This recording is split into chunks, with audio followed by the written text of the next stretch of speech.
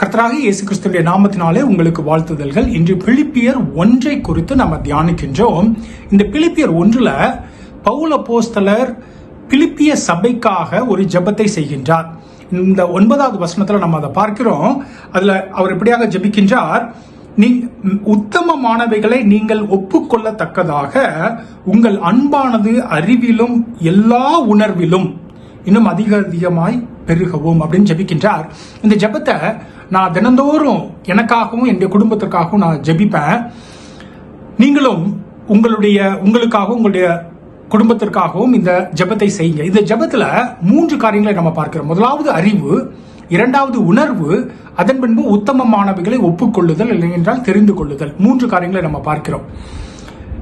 இப்போ ஒரு எடுத்துக்காட்டுக்கு நான் சொல்றேன். நீங்க ஒரு வீடு வாங்கணும் அப்படின்னு பாக்குறீங்க. அப்போ உங்க வீட்டில இருந்து நீங்க எல்லா பேப்பர்ல இருந்து உங்களுடைய நண்பர்கள்ட்ட இருந்து எல்லா செய்தியும் நீங்க சேகரிக்கிறீங்க.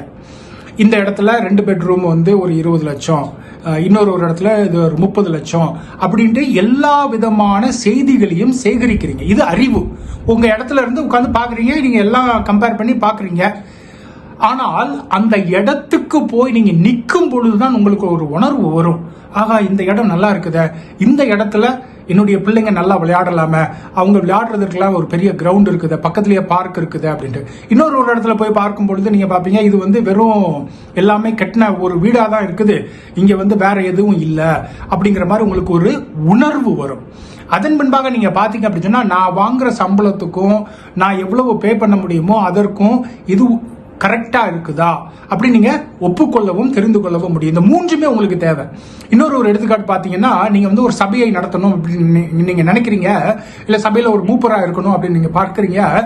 அப்போ எப்படி மக்களிடத்துல பேசுவது, எப்படி பிரசங்கம் கொடுப்பது, எப்படி ஜெபத்தை வழி நடத்துவது, இதெல்லாம் நீங்க ஒரு இடத்துல போய் படிக்கலாம், யாராவது ஒருத்தர்கிட்ட நீங்க கத்துக்கொள்ளலாம். இதெல்லாம் உங்களுக்கு அறிவு. ஆனால் நீங்க அதை பண்ணும் பொழுதுதான் உங்களுக்கு ஒரு உணர்வு வரும். நிறைய நேரத்துல நம்ம பிரசங்கம் எப்படி சொல்றது அப்படின்னு நம்ம எல்லாம் தெரிஞ்சு வச்சிருப்போம். ஆனா அங்க போய் ஸ்டேஜ்ல போய் நின்னோம்னா எல்லாம் மறந்து போயிடும். அப்பதான் உங்களுக்கு தெரியும், ஆகா இது எவ்வளவு கஷ்டமானது. அது ஒரு உணர்வா இருக்கிறது. ஆனால் அதன் பின்பு இந்த இடத்துல இந்த மக்களுக்கு தேவன் என்னை வழிநடத்த அழைத்திருக்கிறார். அந்த இடத்துல உத்தமமானது, இவர்களுக்கு தெரிந்தது, இவர்களை எப்படியாக நடத்துவது, நான் என்னபடியாக செய்யணும், இந்த சூழ்நிலை எது சரியானது, அப்படி உத்தமமானதை தெரிந்தெடுத்துக் கொள்வதற்குரியதான ஒரு உணர்வு உங்களுக்கு வரணும். அப்போ நம்ம இந்த ஜெபமானது நம்முடைய வாழ்க்கையினுடைய எல்லா காரியத்திற்கும், நீங்க வேலை செய்கிறவரா இருக்கலாம், வீட்டில் இருக்கிறவரா இருக்கலாம், இல்ல நீங்க சபையை நடத்துறவரா இருக்கலாம், யாரா இருந்தாலும் இந்த ஜெபமானது முக்கியமா இருக்குது. நீங்களும் இந்த ஜெபத்தை செய்யுங்கள். இந்த வசனத்தை நீங்கள் ஆராய்ந்து படியுங்கள். தேவன் தாமே உங்களை ஆசீர்வதிப்பாராக. ஆமென்.